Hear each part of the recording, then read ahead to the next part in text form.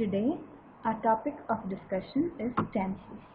You all know that tenses is a verb-based method used to indicate the time or the continuation or completeness of an action or a state.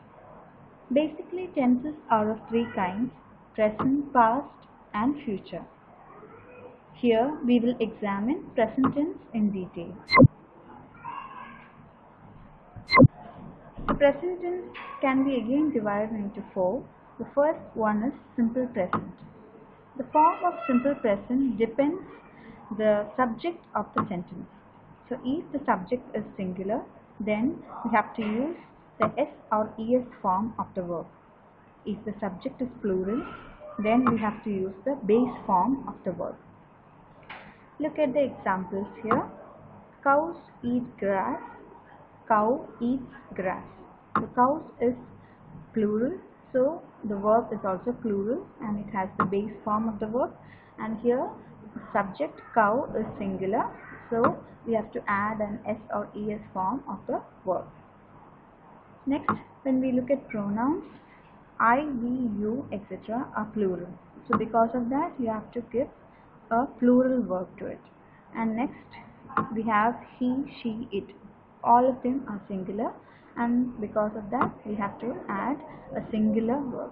I play chess, he plays chess.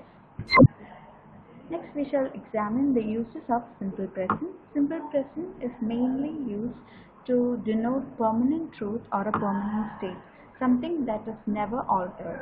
The sun rises in the east, London is on the banks of the Thames.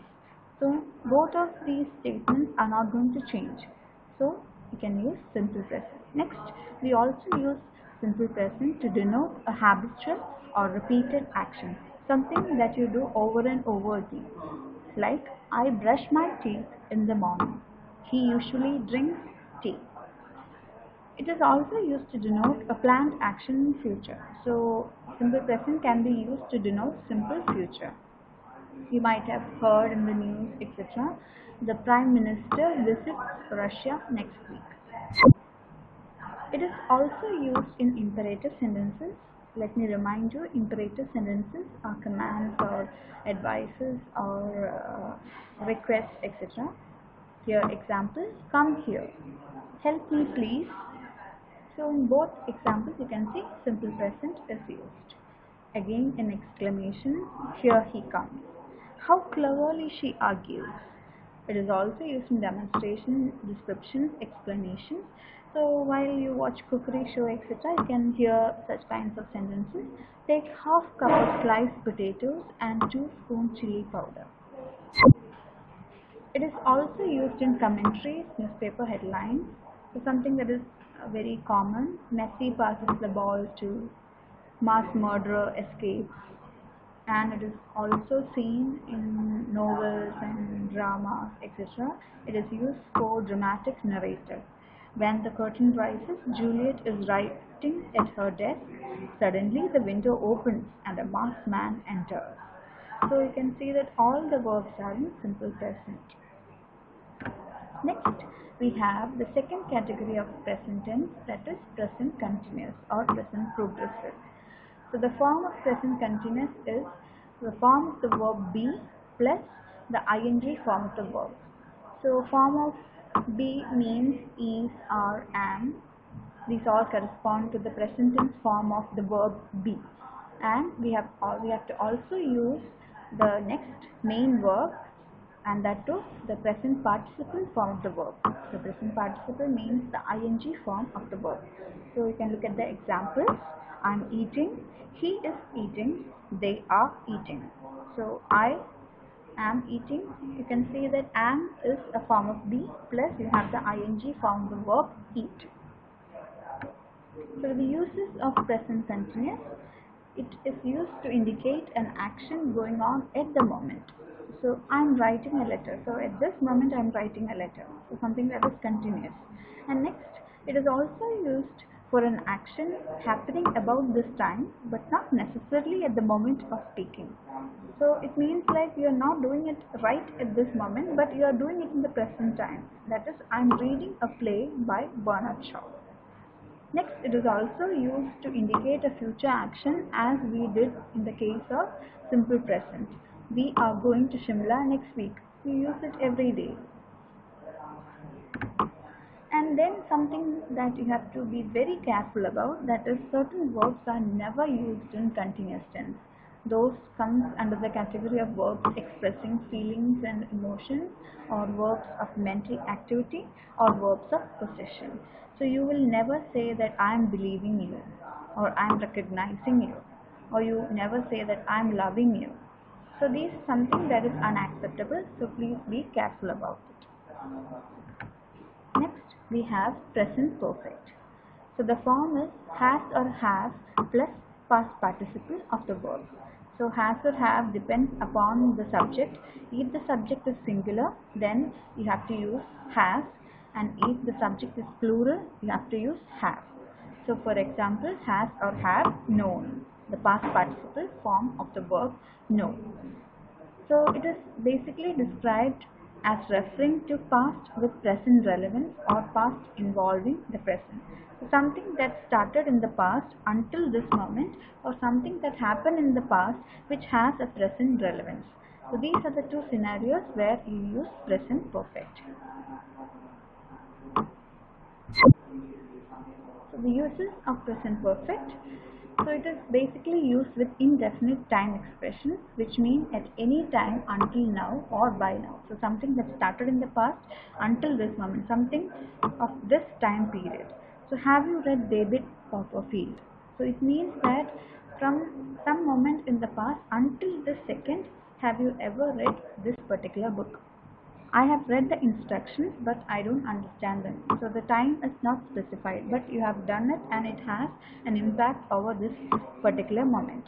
So you can see that we can compare that statement with another sentence. I read the instructions last night. So here you can see that there is a specific time period mentioned, last night. So because of that, you need to change that into read, that is the past tense form of the verb read.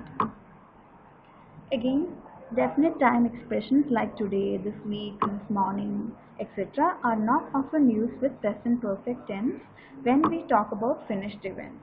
So you can compare these two sentences. I have spoken to the manager about my holiday. So here there is no time specified. But next you can have this in this sentence. I spoke to the manager today about my holiday. So the time is specified, so you have used simple past. Next, to refer to the present result of an activity or experience in the past. So something happened in the past, but the experience or the result is still with you and it is felt. I have come to school without my glasses.